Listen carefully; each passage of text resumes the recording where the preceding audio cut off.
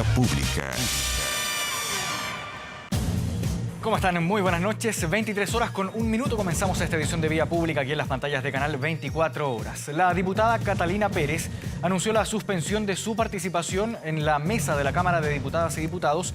Esto tras la polémica por la adjudicación de un millonario convenio a una fundación ligada a su pareja Daniel Andrade. Cabe recordar que a raíz de esta polémica que vincula a la ahora ex seremi de Vivienda de Antofagasta con la fundación representada por la pareja de Pérez, la bancada de la UDI había anunciado la presentación de una moción de censura que finalmente no se concretó tras la suspensión de la diputada Catalina Pérez. Además, la Fiscalía Regional de Antofagasta abrió de oficio una investigación respecto a los convenios de transferencia de recursos suscritos por la Secretaría Regional Ministerial de Vivienda de Antofagasta con la fundación en cuestión. De todas formas, y según lo acordado, la diputada Catalina Pérez junto al presidente de la Cámara Baja, Vlado Mirosevic, tienen que renunciar el próximo lunes 3 de julio, pues la semana entrante es distrital. Por lo tanto, el efecto real de la decisión será solamente en una sesión. Aquí comienza una nueva edición de Vía Pública.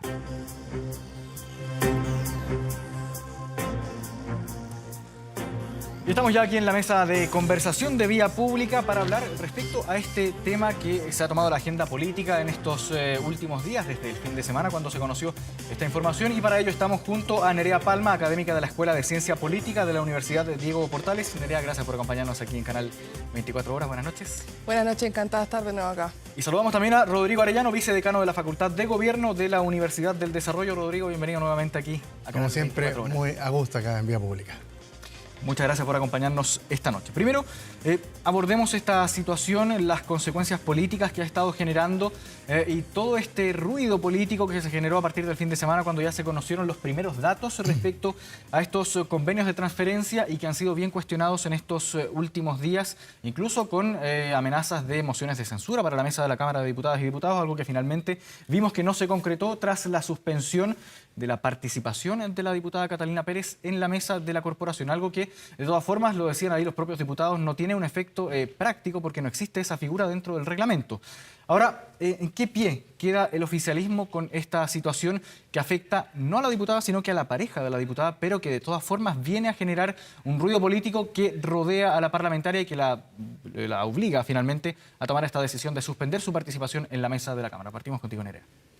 Sí, bueno, nuevamente un error no forzado dentro del oficialismo. En esta oportunidad me parece a mí que lo más relevante es revolución democrática, ¿cierto? Como un todo, porque si bien, claro, en este caso estamos hablando de una diputada en concreto, no es ella quien realiza la acción que estamos, digamos, hablando en este momento, sino más bien su pareja y también el seremi de ese entonces. Que son todos militantes de Revolución Democrática. Todos militantes de Revolución Democrática. Entonces a mí me parece que escapa, ¿cierto?, de personas individuales, sino que aquí es un fallo de Revolución Democrática como un todo.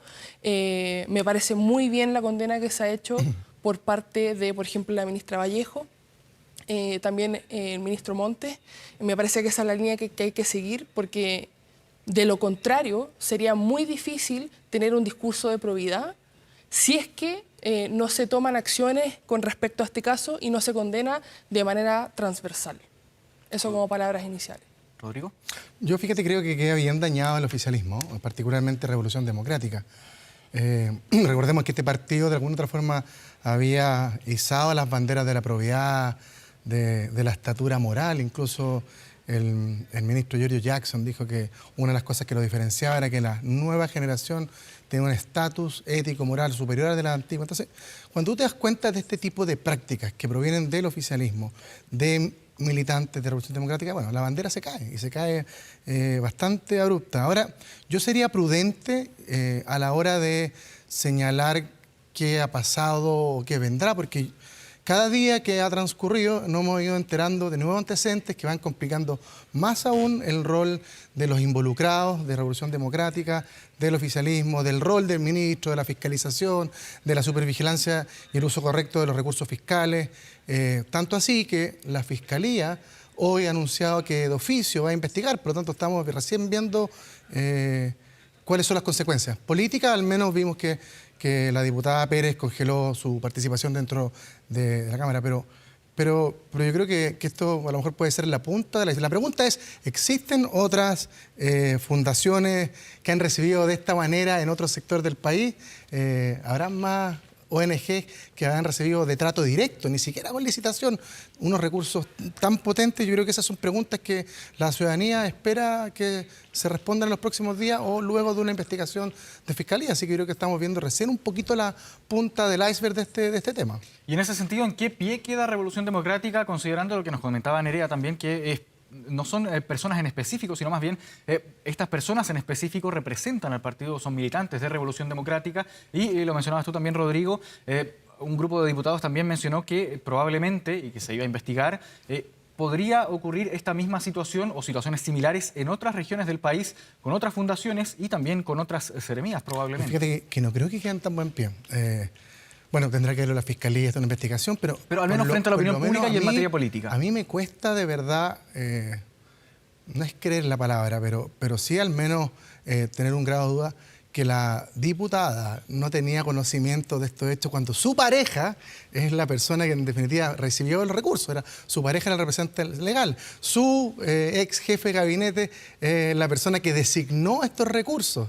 Entonces, alguien cuando tiene un poder tan potente como la diputada Pérez, porque hoy además nos enteramos de que casi toda la estructura pública de la segunda región de Antofagasta está muy vinculada a ella. Entonces, periodistas, seremi, asesores, yo creo que ella tiene que dar más explicaciones, porque hasta el minuto desligarla en dos personas muy cercanas, a mí por lo menos me asaltan dudas y todavía espero más explicaciones con respecto a eso, porque me parece que todavía hay mucho por entender de lo que sucedió acá. Nerea, respecto a eso mismo, la diputada Catalina Pérez, que tiene bien, es parte de la orgánica prácticamente, o su círculo cercano es parte de la orgánica de la región de Antofagasta. ¿Cómo queda ella también respecto a esto mismo? Lo mencionaba Rodrigo, es su propia pareja la que recibe, o no él, sino que él a través de la fundación recibe estos recursos de manera directa. ¿Cómo queda entonces Revolución Democrática y cómo queda en específico la propia diputada, quien ya vimos una de las consecuencias políticas que tuvo? Sin embargo, aparentemente puede llegar a ocurrir mayores consecuencias políticas, o no lo sabemos, pero esto se conoció el fin de semana, ya hay abierta una investigación por parte de la Fiscalía de oficio también. Entonces la diputada, de todas formas, a pesar de que esta investigación no la involucra, al menos de momento, directamente a ella, sí ha tenido que salir a dar explicaciones. Ayer fue bien enérgica en decir no voy a renunciar a la mesa de la Cámara, pero finalmente hoy decide suspender su participación. ¿Cómo queda la propia diputada Catalina Pérez en este sentido, considerando también que ella fue presidenta de Revolución Democrática?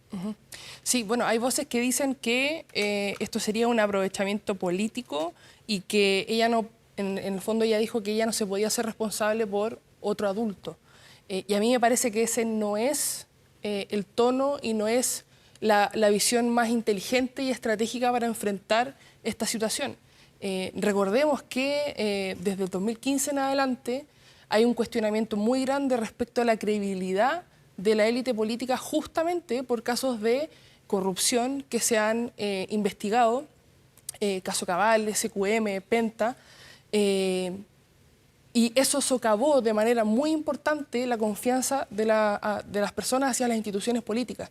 Me parece que no tomarle el peso a este caso y que no se investigue a fondo y que Revolución Democrática en general presente todos los recursos necesarios para que esto se pueda investigar y tanto la diputada reconozca, ¿cierto?, que hay sin duda un dilema acá bien importante, hay conflicto de interés sin duda alguna. Me parece que ese debiese ser el tono de la discusión, más que ella no se puede hacer cargo de una persona adulta. Evidentemente que ella no se puede hacer cargo por lo que haga o diga necesariamente su pareja, pero sí tiene que haber una condena de Revolución Democrática completa, del oficialismo completo, y ella también tiene que reconocer que es una situación muy complicada donde hay un conflicto de interés y obviamente que ella se va a ver cuestionada, es natural. Así que me parece a mí que la discusión debiese ir por ese lado, en vez de intentar desligarse de esta discusión que quizás legalmente no la va a involucrar a ella, puede ser, no sabemos de momento, pero ella sí tiene bastante que decir al respecto y es importante que lo haga porque aquí no solamente está en juego el oficialismo, Revolución Democrática, sino que está en juego la credibilidad política de este partido en concreto, de ella en particular, pero además de la élite política en general. Es un momento bien importante para intentar empezar a reconstruir esas confianzas y me parece a mí que sería muy errado intentar desligarse de cualquier tipo de responsabilidad, aunque sea responsabilidad política y no legal. ¿Y por qué reacciona así, Rodrigo, de esta forma la diputada, considerando lo que tú mismo nos mencionabas, las amplias redes que tiene en la región y considerando que los dos principales involucrados son, o al menos han sido parte también de su círculo cercano, su pareja, que como representante de la fundación, y también su ex jefe de gabinete, fue jefe de gabinete por un año, entre junio y julio de uno y otro año, 2020-2021, pero de todas formas fue un funcionario de confianza, de su propia confianza. ¿Por qué reacciona de esta forma la diputada y qué debería hacer al respecto? No, yo creo que lo principal es que ella debería entregar todos los antecedentes que maneja a la Fiscalía. Esto ya pasó a un nivel más allá del político. Hasta el día de ayer teníamos una discusión en torno a las consecuencias políticas. Había una moción de censura que eventualmente podía hacer caer la presidencia y la mesa de la Cámara de Diputados, pero hoy ya estos antecedentes de oficio, llamada solicitud también de los partidos políticos que habían interpuesto la censura, entró a una investigación de carácter penal para ver si hay delito involucrado, malversación de fondos públicos, falta de la probidad, etc. Entonces, el discurso ayer, recordemos que ella nunca se dijo que no iba a renunciar a su cargo en la Cámara y hoy tuvo que congelarlo. Entonces, ha ido matizando. Ayer, en el fondo, yo la sentí muy utilizando mecanismos de victimización, cuando creo que acá lo que tiene que hacer es, de alguna forma, más acción que dar explicaciones. Y la acción parte por entregar todos los antecedentes a la Fiscalía y esperar que efectivamente la investigación entregue resultados, ojalá pronto, porque yo coincido también con Nerea que este tipo de actitudes o este tipo de hechos daña, por cierto, la probidad, la fe pública, y la credibilidad de las instituciones, que justamente tenemos una crisis con respecto a esto y esto no contribuye en nada. Es particular que venga de un partido, yo insisto, que ha enarbolado esta bandera de la probidad y la ética de hace bastante tiempo, pero bueno, cada vez que le ha tocado ejercer no han sido tan finos en ese tema. Recordemos que gran parte de la Revolución Democrática estuvo en la administración de la exalcaldesa Errázuriz en Providencia y también tuvieron problemas con uso inadecuado de los recursos públicos. De hecho, hay una persona que está ya con sentencia condenatoria, otra que está, creo que, fugado. Entonces, no es la primera vez que Revolución Democrática se ha involucrado en casos de mala utilización de recursos. Entonces, por eso es tan importante que hoy en día se esclarezcan. Y esperemos que la Fiscalía asuma el rol y ojalá puedan responder las preguntas que justamente nos transmitía al comienzo, que esperemos que esta situación no se repita en otras regiones del país, en otros sectores, no haya más fundaciones Democracia Viva que estén utilizando mal los recursos del destino. Fíjate que hoy nos enteramos por parte del ministro Montes que solamente habían ejecutado un 3% del presupuesto. Claro, las rendiciones corresponden al 3% de los 426 millones que le otorgaron. Entonces, queda mucho por explicar y la ciudadanía merece esa explicación. Y aprovechando, Rodrigo, que mencionas al ministro Montes, ¿qué rol debería jugar aquí el propio ministro de la cartera, considerando que el Ceremi de Vivienda de Antofagasta fue el principal involucrado, quien tuvo que finalmente renunciar? ¿En qué pie queda el ministro y cómo debería actuar ahora de aquí en adelante? Quizás iniciando mayores investigaciones internas respecto a cómo se entregan los recursos, al trato que se tiene con las diversas fundaciones. Yo me imagino que el ministro va a tener que iniciar una investigación rápido, un sumario administrativo o solicitar a la Contraloría que intervenga y verifique las cuentas y efectivamente todo este tipo de entregas de trato directo a las distintas ONG o empresas que estén involucradas con este tipo de entregas de recursos. Pero políticamente yo creo que también queda dañado, algo le debe golpear a él, porque más que mal la supervigilancia de los recursos de los chilenos que están en este ministerio también dependen de la mirada que tenga él. Y no estamos hablando de 500.000 pesos, 1 millón, sino que estamos hablando de 426 millones de pesos. Entonces, me parece raro que no haya una supervigilancia por parte del ministerio, de la parte central del ministerio, de los recursos que entregan las regiones. A mí me parece de verdad grave, por lo tanto, yo espero que el ministro tome carta en el asunto, inicie las investigaciones correspondientes y eventualmente sancione, independiente de que hayan renunciado, que se sancione a las personas que hayan de alguna otra forma faltado a la probidad en este tipo de actos. Nerea, ahora, ¿cómo queda también la relación dentro del oficialismo, considerando que los partidos que conforman el gobierno forman parte de dos coaliciones distintas? Podríamos decir aquí que se comete un error por parte de un partido que forma parte del Frente Amplio. El ministro es de la otra coalición que forma parte también del gobierno.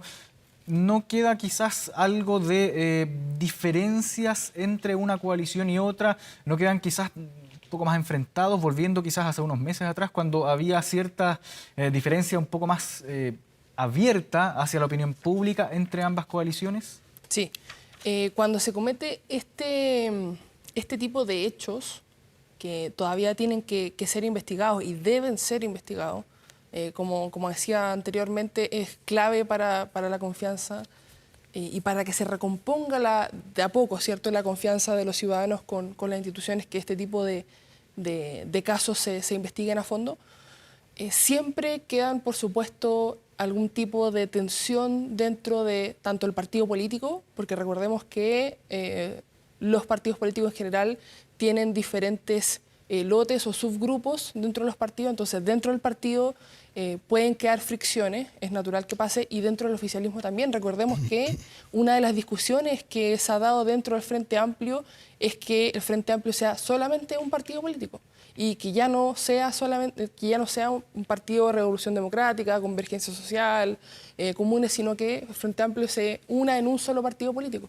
Esa discusión me parece a mí que ante este tipo, digamos, de situaciones tiene que volver a discutirse, no se puede tomar a la ligera, y debe haber solamente un discurso con respecto a este tipo de situaciones. Es decir, porque de lo contrario, si es que hay mucha diferencia entre medio y afecta en demasía, por ejemplo, a la figura del presidente de la República, ¿qué incentivo tendría Convergencia Social a unirse a Revolución Democrática en un solo partido? Entonces me parece que es una discusión que se tiene que dar. Y por otro lado, recordemos que, claro, Frente Amplio es, digamos, si lo queremos ver de alguna manera, parte del corazón del gobierno, porque gran parte de los ministros y el presidente es parte del Frente Amplio, pero yo me pregunto cómo queda también el socialismo democrático con este tipo como decía al comienzo, al menos un error no forzado, incluso si es que está todo en regla y no hay faltas, por ejemplo, legales que tengan que sancionarse, al menos es un error político y un error no forzado, digamos, muy, muy, muy importante. Entonces a mí me parece que va a quedar tensionado de momento, por un lado dentro del Frente Amplio los partidos políticos por esta discusión que estaba diciendo, pero también enfrentado nuevamente, me parece a mí, sobre todo en el ministerio, el ministro Montes con el Frente Amplio, al menos. Rodrigo, ¿cómo queda a tu juicio la relación entre las coaliciones gobernantes, entre los propios partidos, también considerando que el control de daños que se trató de hacer fue bien contundente, al menos durante la jornada de este martes, por parte, por ejemplo, de los partidos compañeros de coalición de Revolución Democrática? Yo escuché unas críticas muy profundas por parte justamente del socialismo democrático a esto. De hecho, el ministro habló de un descriterio político, o sea, no un error, un descriterio, es decir, aquí las personas no fueron capaces de dimensionar la responsabilidad que tenían. Yo tengo la sensación, fíjate, Marco, que debe haber un cierto agotamiento, cansancio por parte del socialismo democrático de ver por parte de sus socios, de sus partners, reiterados errores de gestión y manejo político. Finalmente, los grandes errores que han habido durante este gobierno han provenido del sector del presidente de la República o del presidente de la República. Llámese indulto, la crisis de la salud, el rol que hubo en el plebiscito, ahora este escándalo que yo al menos... o sea, por lo menos no recuerdo un hecho de esta magnitud en la administración anterior, porque aquí estamos hablando de un hecho gravísimo, o sea, en la forma y en el criterio político. O sea, la pareja de la diputada, el ex jefe de gabinete de la diputada, hoy nos enteramos que la casa que tiene la fundación en su ¿cómo se llama?, en su personalidad jurídica, pertenece a otra persona del gobierno. Entonces hay demasiados antecedentes que te hacen dar luces de que aquí al menos vale la pena echar un vistazo por parte de la Fiscalía por los antecedentes que conocemos. Entonces tengo la sensación que a esta altura del partido, ya después de un tiempo ya importante de gobierno que ha tenido el presidente Boric, los errores cuestan.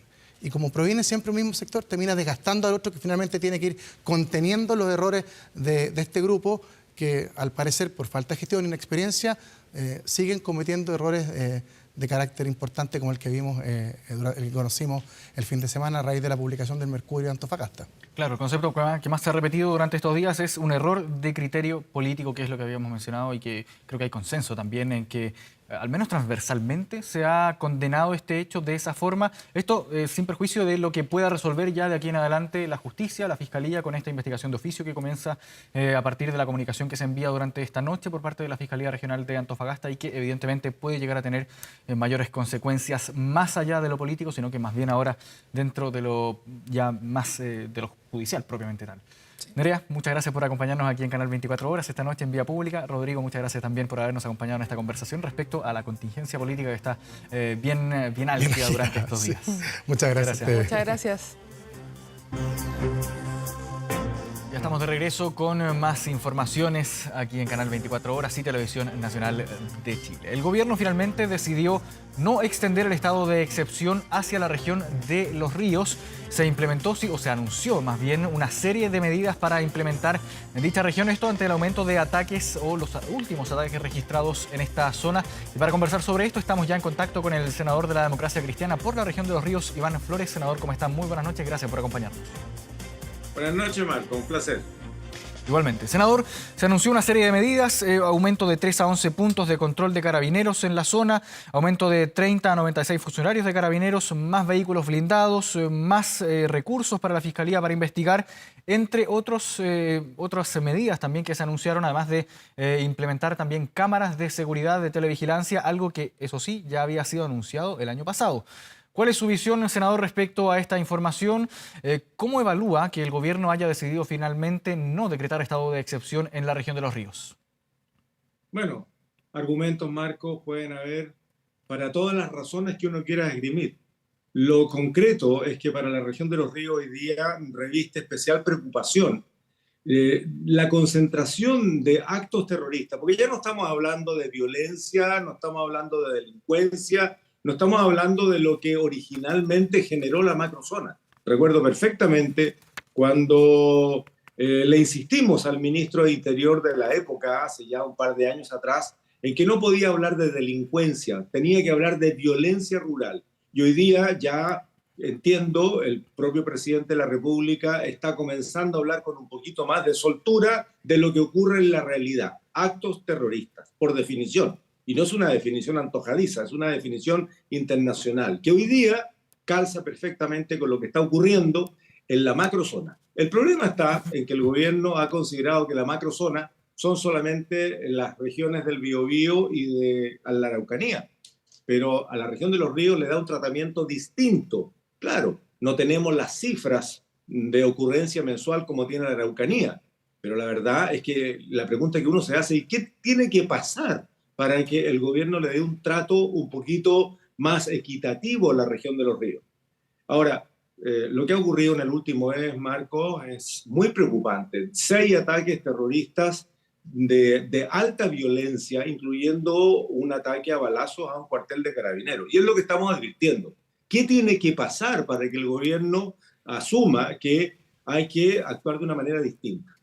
Y esto, si me permites, en un segundo, en términos generales, nosotros no estamos exigiendo propiamente tal un estado de excepción como única alternativa en términos de presencia de Fuerzas Armadas. Lo que estamos diciendo que haya un reconocimiento a lo que está pasando en la región de Los Ríos y aplique las medidas administrativas y que además las cumpla. Usted dio la respuesta. Los primeros anuncios fueron en agosto del año pasado por parte del subsecretario del Interior y hasta el día de hoy, la verdad es que esos compromisos no se han cumplido. No están las cámaras instaladas, los refuerzos policiales fueron realmente tibios, más bien movimientos internos, y los equipamientos que hoy día tienen la Policía de Carabineros y la PDI son equipamientos, en el caso de PDI, un presente griego, porque la verdad es que le mandaron un vehículo que cuando se apaga el motor sigue andando y tienen que desconectar cable. O en el caso de Carabineros tuvieron que hacer desde la chatarra intentar reactivar algunos vehículos que le dan un poquito más protección a la funcionalidad. Entonces, La verdad es que de ofrecimiento hay harto. Hoy día la ministra del Interior está en una postura un poco distinta.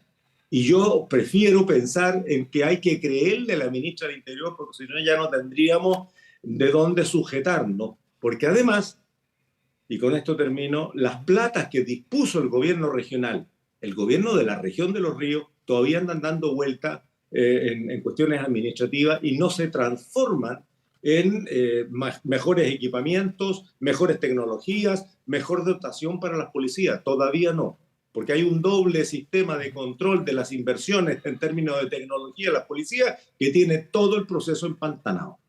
Claro, este lunes tanto la ministra como el subsecretario del Interior no descartaban la aplicación del estado de excepción en la región de Los Ríos. El martes ya cambió toda la situación y el propio subsecretario en su visita a la región de Los Ríos dijo que no estaban las condiciones para ampliar este estado de excepción hacia la región de Los Ríos. ¿Qué fue lo que cambió, senador, a su juicio? ¿Por qué está este cambio de opinión y de visión por parte del gobierno y que define finalmente no decretar el estado de excepción en la región de Los Ríos?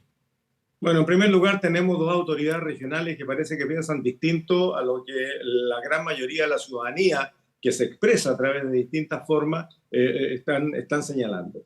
La delegada presidencial ha señalado de que hay un sector productivo que es el que ha sufrido los ataques. Yo quiero corregir eso, porque han sufrido ataques el sector agrícola, el sector forestal, el sector de construcción, el sector de vialidad y ahora el sector de energía. O sea, aquí no hay un blanco, no hay un propósito. Están atacando a lo que se venga generando daño y temor. Eso es.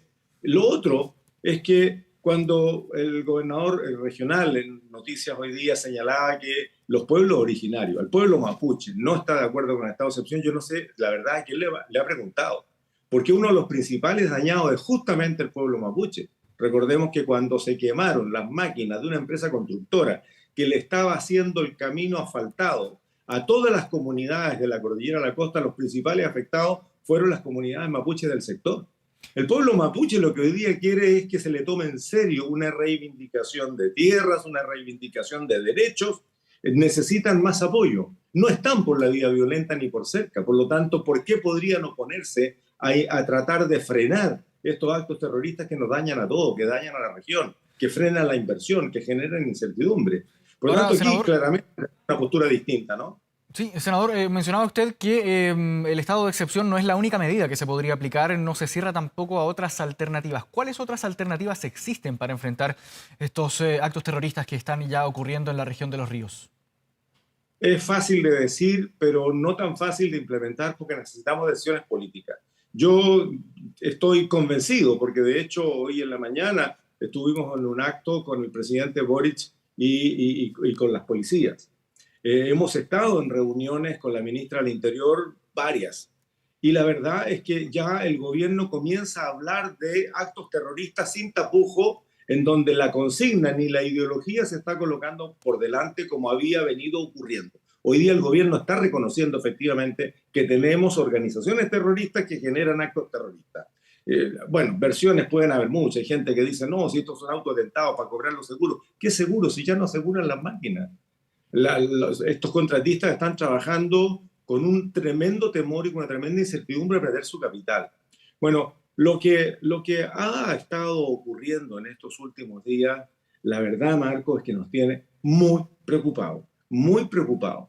Y la solución que nosotros estamos planteando, y lo decíamos ayer en una comisión que por ser reservada no la puedo comentar, pero prácticamente lo que nosotros estamos diciendo, anticipémonos. No hagamos comentarios de lo que ya ocurrió, porque lo que ya ocurrió, ocurrió.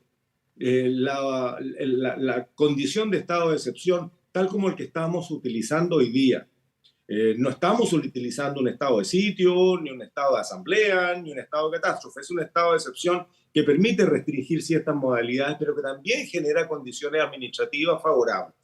Lo que nosotros estamos planteando hoy día es que además de las condiciones excepcionales administrativas, para que no estén dando la vuelta burocrática gigantesca para poder equipar a las policías, para poder tecnificar a las policías, para poder tener recursos para tener más dotación policial y no que desde la región de Los Ríos se estén mandando refuerzos a la región de la Araucanía cada vez que son necesarios por algún operativo tal o cual.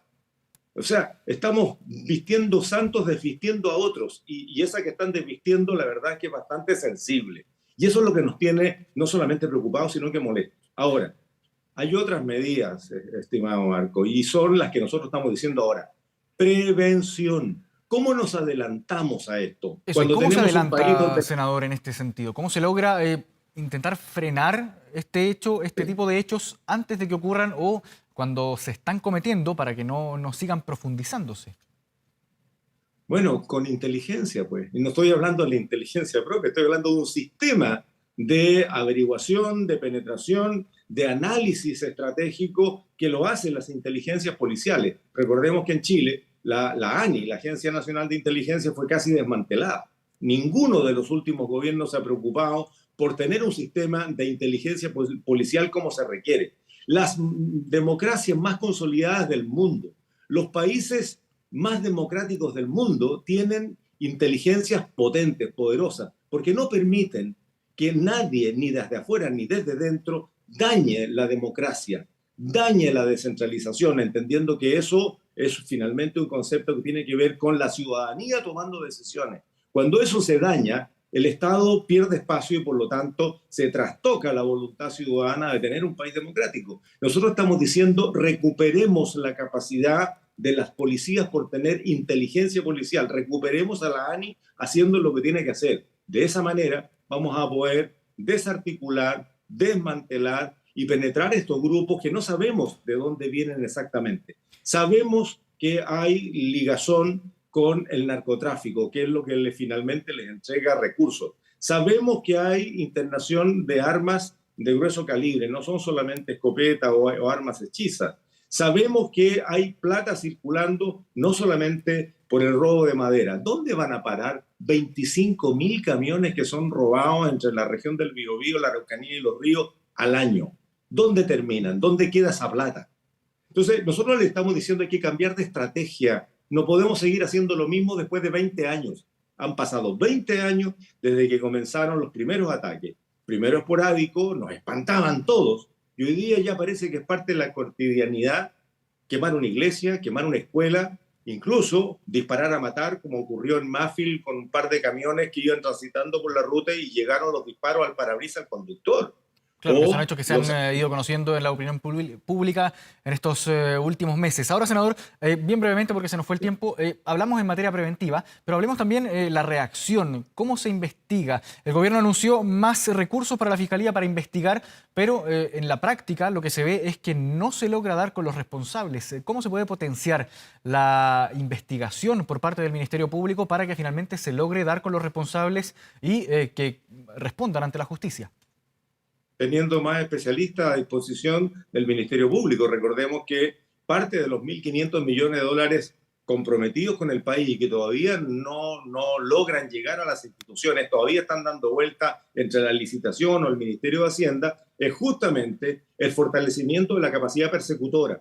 Esa es una, que va por la vía del Ministerio Público. Está en trabajo también con los tribunales de garantía, pero particularmente con la potenciación de nuestras policías, de ambas policías que tienen roles distintos, pero que necesitan claramente equipamiento. No podemos seguir esperando los 2 o 3 años para comprar un vehículo para combatir el narcotráfico que sirve también para acciones violentas, como son un pequeño vehículo blindado. 3 años, casi 3 años, ¿se fija? O lo que ocurre con Carabineros. Entonces, lo que estamos diciendo es qué tiene que pasar para que efectivamente, primero, se agilicen las respuestas, se cumplan las promesas y actuemos en consecuencia. Pero también, y lo que hemos estado señalando varios, hay que cambiar la estrategia y tener una táctica distinta para poder enfrentar. Por esa razón, Marco, el fin de semana, después del atentado de Camán, de este grupo, y ojo, es un grupo de generación eléctrica de energías limpias, claro, de energías renovables, de energías que no causan daño al medio ambiente y en donde además había muchos puestos de trabajo. Esa gente hoy día está a la expectativa de si siguen invirtiendo o no siguen invirtiendo. Le mandamos una carta al presidente de la República por la vía formal. Es un oficio de los senadores y diputados y diputadas de la región de Los Ríos. Le estamos pidiendo una reunión al presidente de la República. Hoy día en la mañana me decían los asesores que podía ser de inmediato una reunión con la ministra del Interior. con la ministra, y en buena hora, nos estamos reuniendo, bueno, todas las semanas, ¿no? A través de la Comisión de Seguridad o de las Comisiones Unidas de Defensa y Seguridad. Yo soy parte de ello. Pero le dijimos, esto es un tema con el presidente de la República. Queremos que el presidente de la República nos escuche. Hoy día los 3 senadores votamos en abstención el estado de excepción. Y no era porque no quisiésemos tener el estado de excepción en las otras regiones. Es porque hay una señal allí de advertencia desde el Parlamento que se nos debe escuchar. Así de simple, ¿no? Bien, senador Iván Flores, representante de la región de Los Ríos, muchas gracias por esta conversación aquí en Televisión Nacional y Canal 24 Horas. Que tenga una buena noche. Muchas gracias a usted, Marco. Que tenga buenas noches también. Momento de hacer una pausa. Siga nuestra compañía. Ya volvemos.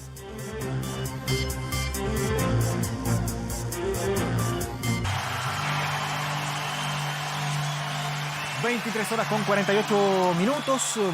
Ya estamos a punto de cerrar esta edición de Vía Pública en esta jornada de día martes. Vamos de inmediato a revisar qué es lo que nos trae en esta jornada de nuestro portal de noticias www.24horas.cl. Mucha atención con el pronóstico del tiempo para los próximos días.